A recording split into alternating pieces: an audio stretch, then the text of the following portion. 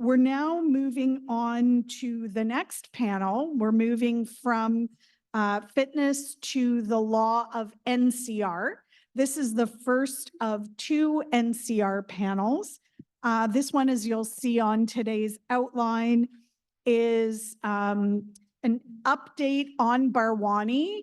This conference might be termed Bharwani in the era between the Court of Appeal and the Supreme Court of Canada. So if the Supremes decide to hand down their decision in Bharwani next week, everything said here today may be moot. However, in this interregnum, we're about to hear more about Bharwani from the Court of Appeal in relation to NCR. And this panel is also going to talk about other issues in the test for NCR. It's an excellent panel. It's my pleasure to give you a brief introduction. As everyone has said, it's going to be quite a brief introduction because you do have more detailed bios in your program materials. But I'll start with introducing Justice Joan Barrett at the end of the line here.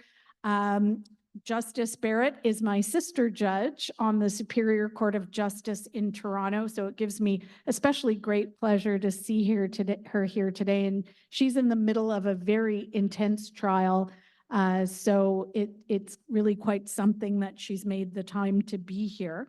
Before her appointment, Justice Barrett was a Crown practicing at the Crown Law Office Criminal. She's co-author with Justice Ryan Chandler, who we just heard from, of Mental Disorder in Canadian Criminal Law. Your moderator for this panel is Caleigh Glawson. Caleigh is a criminal defense lawyer at Brodsky, Amy, and Gould in Manitoba. So she has traveled quite some distance to be with us here today. Thank you so much for that. Also on this panel, you've already met one of our co-chairs for the program today, Dena Bonnet. Dena's Crown Counsel at the Crown Law Office Criminal. Her practice includes predominantly appellate advocacy, particularly in the area of NCR appeals, high-risk accused designations, fitness issues, and review board appeals, so a lot of subject area expertise. Also on this panel, we have Dr. Yedish Naidoo, who is a forensic psychiatrist and assistant clinical professor of psychiatry and forensic psychiatry clinical fellowship director at McMaster University's St. Joseph's Healthcare Hamilton. And last but not least, we have Paul Socka, who is a criminal defense lawyer at Embry Dan in Toronto, who regularly represents clients with serious mental health issues at all levels of court and before the review board. And with all of that, over to you, Caleigh. Thank you. I know we're all waiting on bated breath for the Supreme Court to come down with the decision of Bharwani. I'm hoping that this discussion won't be completely moot, as we are trying to kind of anticipate the different results that may flow from the Supreme Court and its potential impacts that it will have on the assessment, specifically as we're talking about moral wrongfulness. But first, Dena, start us off with a bit of a history lesson on how we got here and why we care about the test for moral wrongfulness. That's word. Thank you. And I broke the trend, and I'm the only one who I think brought a PowerPoint. So sorry about that for the extra work, but let's hope this works. It's a bit difficult because it is so technical, the definition of moral wrongfulness. So instead of just reading out the case law, I thought it would just be easier for us to all look at it together. So obviously, Section 16 just uses the word wrong. And so we have a long history now at the Supreme Court about what the heck wrong means. So when we're looking at chalk is really kind of the beginning of kind of the modern approach to wrongness. And the Supreme Court there finally people would say, agreed that moral wrongfulness is what we are talking about. So you can be incapable of knowing that the act is morally wrong in the circumstances according to the moral standards of society. And so a little bit off topic, but of course, we're not talking about moral wrongfulness that I personally think is morally wrong. You know, I like to wear blue and green together. Someone told me before my wedding that that was morally wrong to put those two colors together. So it is about moral societal standards and not your personal understanding of moral wrongfulness. And that is chalk. A little gem that gets hidden away and almost never gets talked about, but is one of my favorites, is Ratty. So 1 year later, the Supreme Court really had to grapple yet again with this idea of moral wrongfulness. And the Supreme Court there talks about how it's not sufficient to decide that the appellant's act was a result of his delusion. So even if the act was motivated by the delusion, the appellant will still be convicted if he was capable of knowing that in spite of such a delusion, that act in particular would have been morally condemned by reasonable members of society. So Ratty doesn't often get talked about, but I think it really is foundational. And then we get to Uman, which is, I think, for a lot of people where they start the analysis, forgetting kind of chalk and Ratty. So Uman, and we see it a lot repeated in NCR assessments, says that the crux of the inquiry is whether the accused lacks the capacity to rationally decide whether the act is right or wrong, and hence to make a rational choice about whether or not to do it. So Bharwani is really grappling, and will grapple one way or the other, with what the heck Uman meant when they talked about making a rational choice about whether or not to do it. And the reason they're grappling with it is because Justice Doherty in the Court of Appeal in Dobson kind of tried to set out what Uman meant. And Justice Doherty went through 3 scenarios for NCR. And again, the first one is really the problem that Bharwani is talking about, which is Uman, as interpreted, states that an accused who has the capacity to know that society regards his actions as morally wrong and proceeds to commit those acts cannot be said to lack the capacity to know right from wrong. And as a result, he is NCR, even if he believed that he had no choice but to act, or that his acts were justified. So it goes back to this idea of choice. And if I just go back to Uman, you have the question of rational choice there. So we have a bit of a distinction, maybe a distinction without a difference. Bharwani will tell us. And Dobson has received some criticism from other courts, which is why Bharwani gets to deal with it again. So in Manassian, which is the van attack here in Toronto, the judge there found that Dobson was wrongly decided and preferred Uman. So that is one of the issues that Bharwani is going to be talking about. So that's kind of the history of where we are, and we will all be excited to hear what the Supreme Court tells us about rational choice. And when you get this PowerPoint, I've just kind of done the canon of law, so you can read these on your own time as well for fun. Thank you. So that takes me to Dr. Naidoo. It's the concept between moral and legal wrongfulness. I guess I'll start my question with, how often are you seeing this specific divide in the cases that you're encountering? Yeah, thanks for that question. It's nice to be here. Glad that Anita organized this conference, and it's nice to see everybody here today. The distinction between legal and moral wrongfulness, as a forensic psychiatrist, when you see cases referred, we find that the distinction doesn't commonly represent a particular barrier or complexity. What we find is that most individuals who are referred over, who we see, have some intellectual understanding of wrongfulness. So in other words, they have this basic understanding that, well, it may be wrong to stab your neighbor. This is an intellectual understanding that if you do so, it's likely against the law. You could be sent to jail. This intellectual understanding, as is somewhat described, is often present. The question then becomes, why does the individual commit the act? And this is where the moral wrongfulness piece we find is more in question. And so when it comes to looking at that, at the moral wrongfulness piece, I'm just going to try and detach this. The moral wrongfulness piece, what we have to examine is, how is this individual able to appreciate or rationally consider the facts in front of them in order to make a choice? And in general, in the setting in which I work, most of us consider Ootman to be the controlling case in this arena. And when interpreting Ootman and applying it to individual cases, this idea of moral wrongfulness comes down to, is the individual, as we're assessing them, able to rationally consider the facts in front of them, their perceptions, their beliefs about, let's say, their neighbor, their beliefs about the individuals around them in society.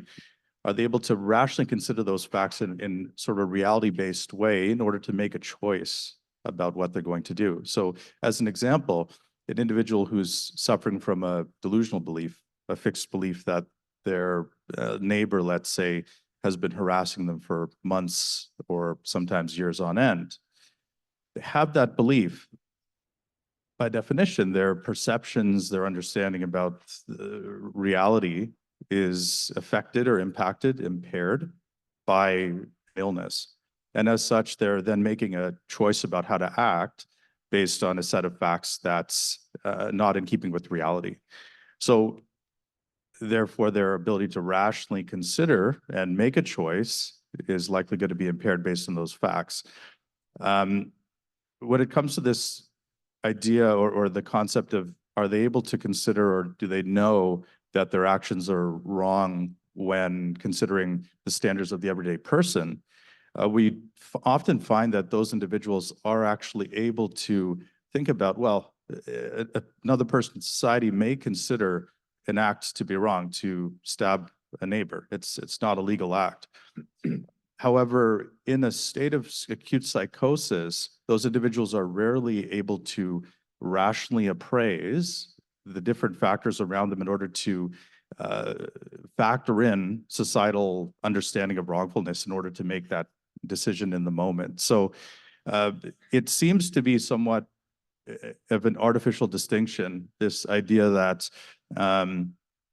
if a person is able to understand or know society's views of wrongfulness in the moment, that would not make them eligible for an NCR defense, because typically those individuals who are suffering from acute psychosis may have that knowledge. However, their ability to apply that general knowledge to their specific circumstances is what is impaired. So I think when I look at these cases, and when many of us look at these cases, it comes down to a general understanding of wrongfulness and applying it to a specific circumstance, and being able to rationally look at the different facts that apply into making a decision. Somebody who is psychotic, somebody who suffers from a delusional belief system, typically struggles because their decision-making is based on a set of facts that in and of itself is colored by illness and by delusion. So therefore, they're unable to make a rational decision. So that's sort of a broad, I think, way in which we look at this idea of moral and legal wrongfulness and subjective and objective wrongfulness from the viewpoint of the individual and from society. By extension of that, do you think that the decision of Bharwani, however it falls, may have an impact on your assessments going forward? So I think it's important because we're increasingly asked by councils to consider this idea of, does the individual have an understanding of wrongfulness from a societal standpoint? It's difficult to factor that in to the overall opinion, because we can, of course, ask the individual that, And many evaluees do have some general intellectual understanding of wrongfulness. However, those same individuals, as I mentioned, often are impaired in their ability to make a rational choice because their appraisal of the facts around them are impaired and colored by delusion. So I think when it comes to the Bharwani case, my sense is that it's probably not going to make a big difference to how we interpret these cases. And the reason being, I think, comes down to the third prong in Dobson. So with Bharwani's interpretation of Dobson, we have the three prongs, as was laid out earlier. The third prong states that the individual is unable to rationally consider wrongfulness from a societal standpoint. So I think that sort of allows an avenue to consider the idea from Uman that even if an individual has some understanding of wrongfulness from a societal standpoint, they may not be able to rationally consider that idea of wrongfulness. So in other words, I cannot reflect on the individuals in my town's ability or understanding of wrongfulness in a rational manner because my perceptions are colored by delusional beliefs. So I think probably many of us are already utilizing that prong of Dobson if pushed to it in order to answer the question. So I don't see it making a large change to the practice. Thank you. I'm going to put Paul in the hot seat now. So as we know, as defense counsel, we are required to get instructions from our clients on whether to advance NCR in the first place. How might Bharwani impact your role or the decision from Bharwani impact your role as defense counsel in not only explaining, but also obtaining instructions from your client? Yeah, so, I mean, in my experience, we can kind of talk about the various prongs of Section 16, the various avenues through to not criminally responsible verdict. But it seems like right now, at least, the moral wrongfulness test is going to do a lot of the heavy lifting. Nature and quality, very difficult to prove. Legal wrongfulness seems to me is usually less of an issue than what were the specific thoughts at issue, what were the specific delusions going on.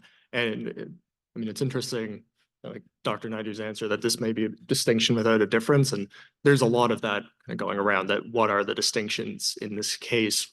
The debate in Bharwani, the legal debate, if not the medical one, is how much of a distinction are we talking about when we are saying, can someone assess societal standards?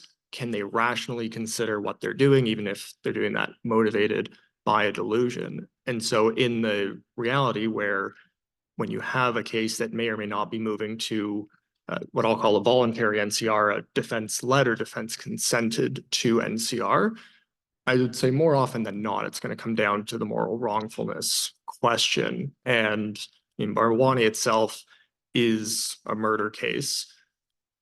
A lot of NCRs are not going to be in as serious a case as a murder. It's the same test whether you're charged with first-degree murder and looking at a 25 to life sentence as a theft under, where you're looking at, going through the criminal responsibility process, where you're looking at maybe probation at the absolute most. And I think given that context, the arguments can kind of coalesce around where you would expect the defense to argue and where you would expect the Crown to argue. So the Crown's arguments are essentially Dobson is correct. Dobson is in keeping with what the Supreme Court has said since Chalk. The defense argument is that Dobson is what creates a distinction without a difference, where if you have, for example, two individuals, both potentially looking at an NCR verdict, one is motivated by a delusion where they say, God told me to do this action, therefore that is right, therefore I did it. That on Dobson is you're not criminally responsible because you are essentially getting wrong the societal view of wrongfulness, versus another individual who says, God told me to do this. I know that's not what I should do by societal standards, but I need to do this because I've been directed by divine order. That person on Dobson is criminally responsible. Now, the defense lawyer may argue that that is in either case, you have an individual who is not making rational choices, who is not a rational, autonomous individual. And I mean, there may be something kind of building off what Dr. Naidoo is saying. It might be an argument to say if you want the NCR verdict, regardless, they've lost capacity for that rational choice. But, you know, when we're seeing these cases at an early stage, and it may be an NCR from whichever way, it's important to remember that whether you agree with Dobson or not, it's a narrower NCR test than the inverse. Dobson is, I don't want to call it a hurdle or an obstacle, but it's harder to get to an NCR through Dobson as opposed to if you didn't. And I don't want it to come across that, you know, because the Crown argues in Bharwani that Dobson is right and the defense argues in Bharwani that Dobson is wrong, that this is a Crown defense issue, that it can be categorized in that way, because often, and I know we have a later panel on involuntary NCR and what I imagine is Crown-led NCR, often an accused person, a client, will rely on that narrower test. They will not want to be found not criminally responsible. In my practice, if I'm looking at an NCR appeal, someone who's been found NCR, someone who does not want to be found NCR, they want to get out of the review board system and get a criminal sentence, the first place I'm going to look is the moral wrongfulness question, because it is an extremely difficult concept to apply. All the cases recognize that. And it's something where we can rely on that if it's a mischief, if it's a theft under, to say, no, this person felt compelled to do what they did, but they knew society would say you should not do that. So they are criminally responsible. And that's where this went wrong.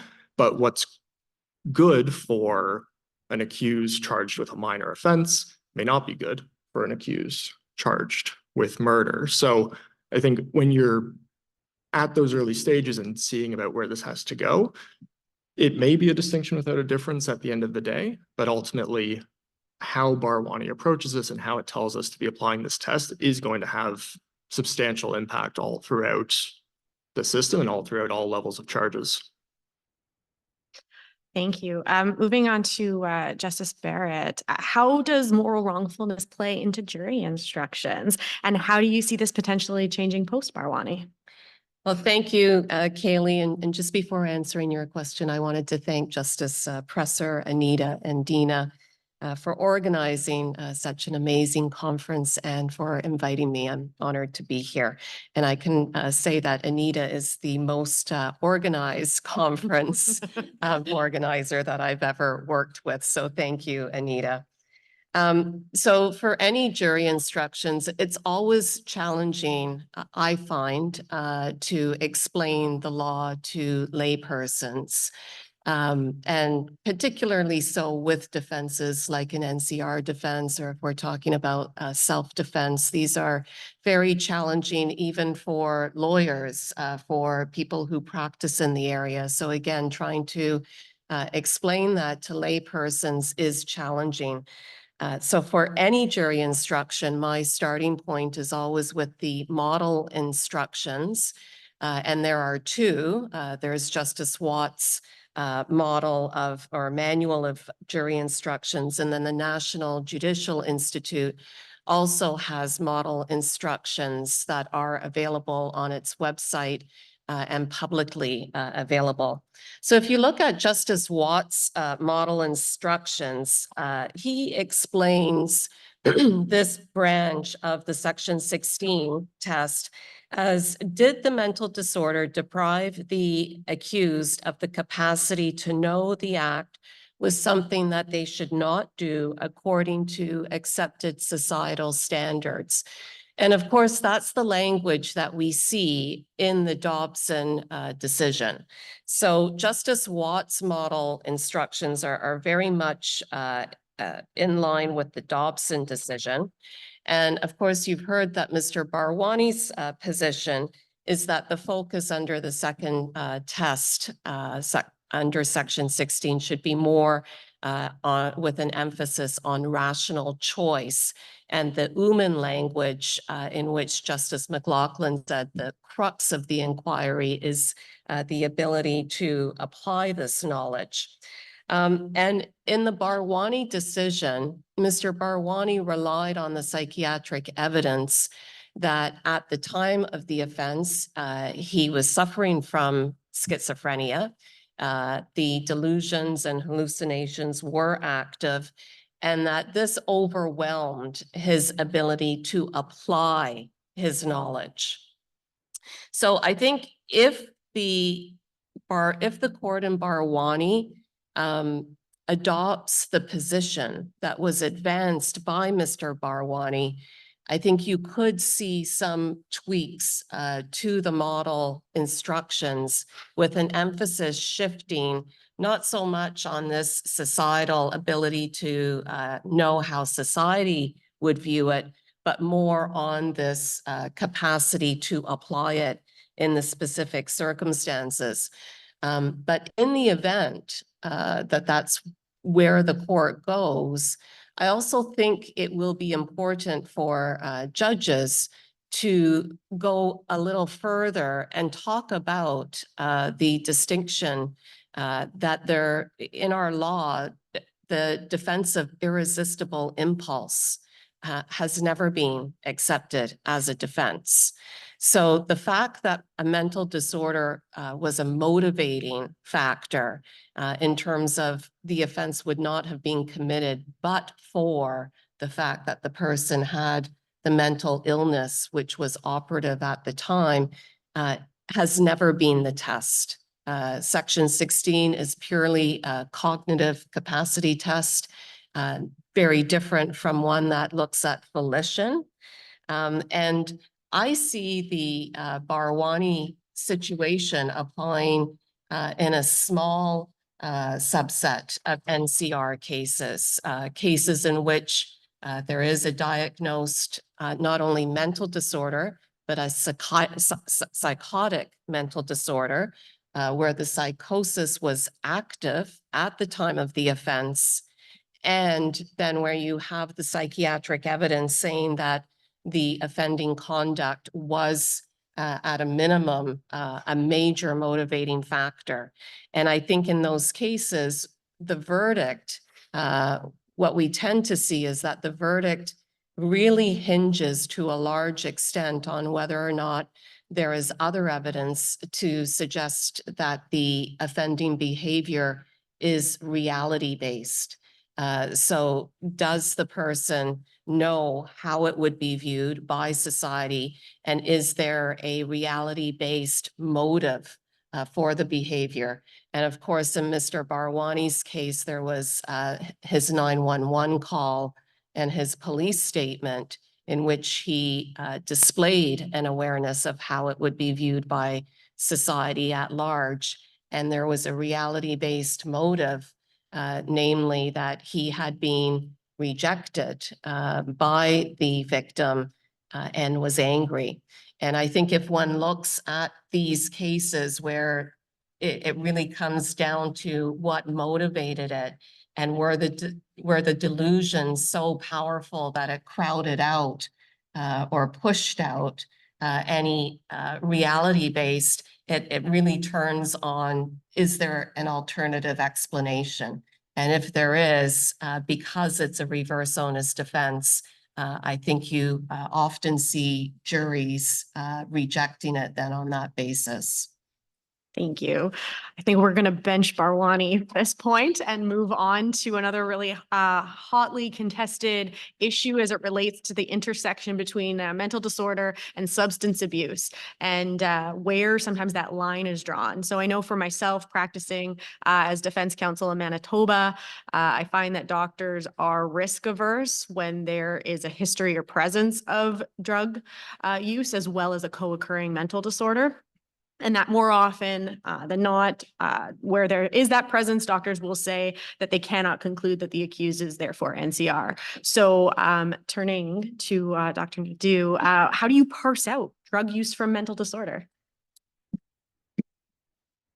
Yeah, it's an interesting question. It's a complicated question. I think for NCR cases where there's involvement of substance use, I think I look at this, most of us will look at this from a psychiatric standpoint and then from a legal standpoint. So from I would say a general sense, most individuals who have some form of illness, it's rarely clean cut that there's purely some sort of false fixed belief or delusional belief system at play that's impacting an individual's perceptions and then their decision-making and their judgment. Typically, there are complicating factors. It's usually not a very neat and tidy case. There's oftentimes comorbid addiction and substance use present. We heard in our previous presentation that that's becoming increasingly common. So from a look at it from both standpoints. First of all, from a issue of drug-induced psychosis and whether or not that qualifies as a mental disorder. So I think, first of all, from a pure psychiatric standpoint, there is a diagnosis in the DSM-5 TR, which we rely upon for diagnostic tests, which states drug-induced psychosis. It is a diagnosis in the manual. However, it's a diagnosis that is considered to be external. The individual consumes an intoxicant. It can affect the way that their mind operates and functions. They may be placed then into a state of psychosis beyond the intoxication period. Intoxication period might be 4 hours, might be 8 hours, might be 12 hours. In the case of crystal meth, it's typically a bit longer. Once that period resolves, individual might continue to be psychotic. By psychotic, I mean they may have delusional beliefs about their neighbors. They may hear voices or see people crawling out of the sink, like bizarre sort of behavior. Those kinds of perceptions and beliefs can persist for days or weeks. So at what point does that become what's called a primary illness or primary disorder? So our diagnostic manual lays out 4 weeks as kind of a set point. If the symptoms persist beyond 4 weeks, it's not considered a drug-induced state. It's considered to be a byproduct of the intoxicant or the substance. I think increasingly, many of us are looking at that time frame of 4 weeks as a little bit arbitrary.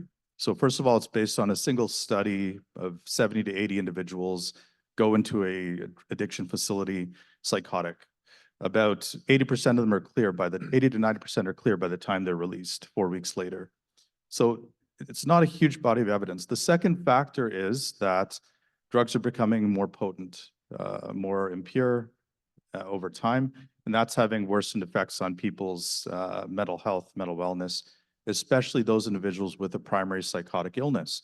So what we're seeing is that some individuals with no history of schizophrenia, bipolar illness in their 30s, 40s, may have symptoms of psychosis that persist beyond the 4-week mark.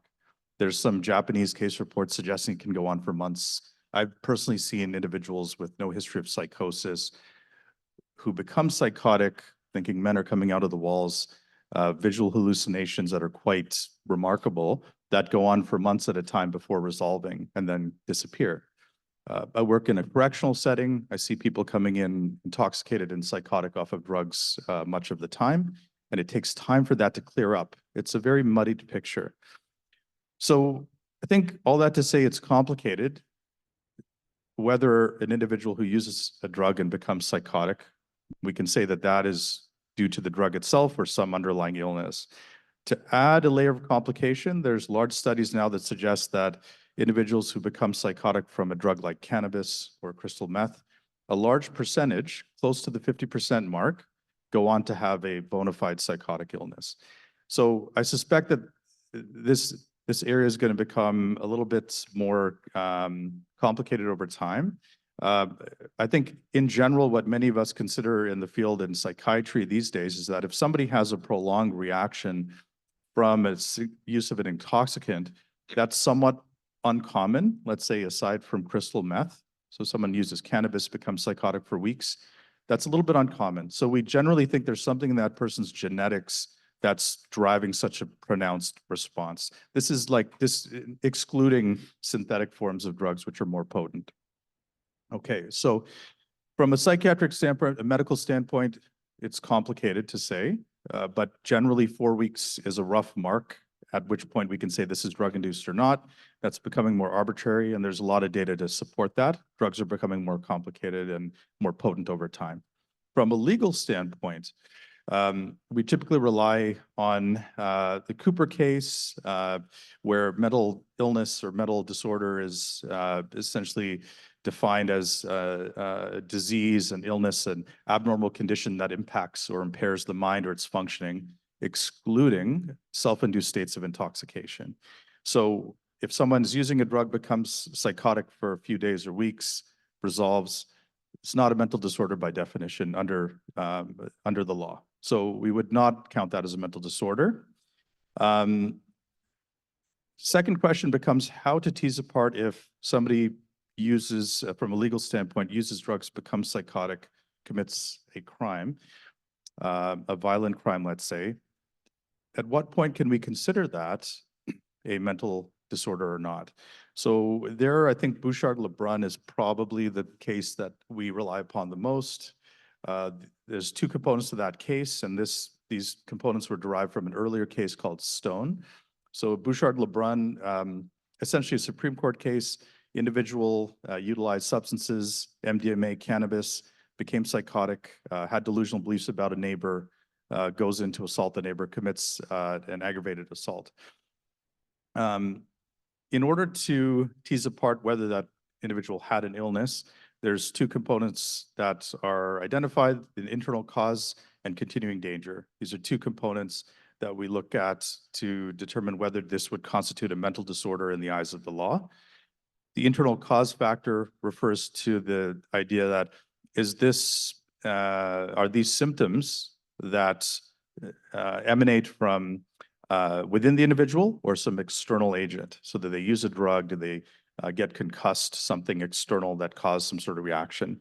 The continuing danger component refers to this idea that absent that external component, so absent the drug, absent the concussion, would that person have a similar episode in the future? If the answer to that is no, then it means that this is probably something external from the person, not internal, and it would not sort of constitute an illness for that individual. Now, there's whether or not that person becomes NCR, that's sort of a separate piece, separate component. I think that partly depends on this answer about whether or not this is a mental disorder or not. So I think overall, this idea of substances, psychosis, mental illness, and whether or not that constitutes a disorder that could avail someone of an NCR defense, we consider medical, psychiatric aspects to that. We consider the legal definition, legal tests, and we try and apply that best we can. Thank you very much. I'm going to move on to Paul again. So typically a lot of the information that we're able to get either comes from collaterals or the clients themselves in terms of their own substance use and their symptoms. What advice do you have as defense counsel on what we can do to help explain to our clients when they're going into these assessments, kind of how they might be able to present with some insight into their own substance abuse versus their symptoms? Yeah, so I mean, if there's one word from Dr. Naidoo that I can just pick up and repeat endlessly, it's that this is complicated. Like when we're at substance-induced psychosis, we're talking about the complicated subset of a complicated subset of a complicated subset of law. And as well, like with that complication, is it's extraordinarily fact-based. I mean, yeah, Bouchard-Lebrun is the test. It's one of those fun Supreme Court cases where they say, this isn't a test, but here's things to consider, and then it becomes a test. And I mean, so much will have to go into it because the unfortunate reality is, I mean, mental illness and substances don't mix, but they go together a lot.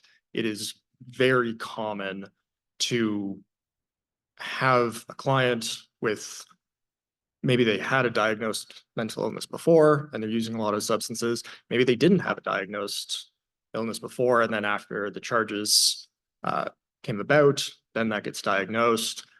Sometimes they have a diagnosis, medications that are prescribed, but for whatever reason, they decide they don't want to take those medications. They want to quote unquote self-medicate with substances.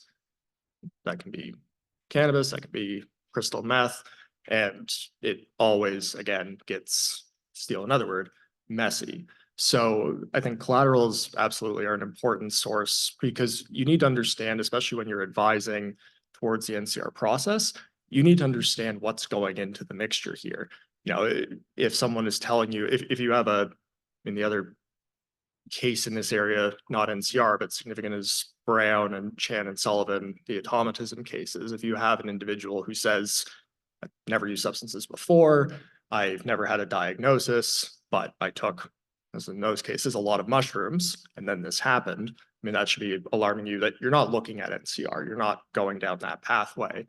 But if they're saying, you know, I've never had a diagnosis, but either they're telling you, you know, yeah, whenever I use cannabis, I tend to have these weird thoughts and delusions for a few days afterwards, or, you know, a family member can tell you, yeah, we notice a real significant change. It didn't used to be like this.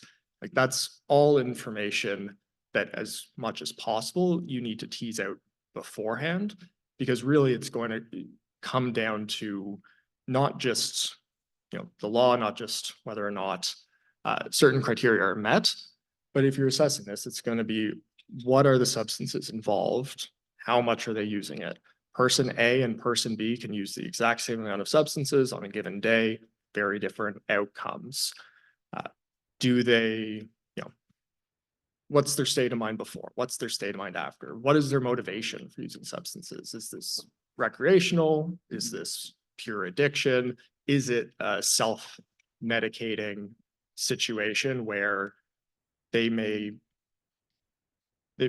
could have a situation where they're not so much reacting due to an underlying mental illness, but something underlying that they're self-medicating with that is then getting exacerbated, and then they commit the offense in that situation. So I think at the stage where you're looking towards an assessment and you're not sure where this is going, the biggest role of the defense counsel, I would say, is you have to be an investigator. You have to get as much information as possible.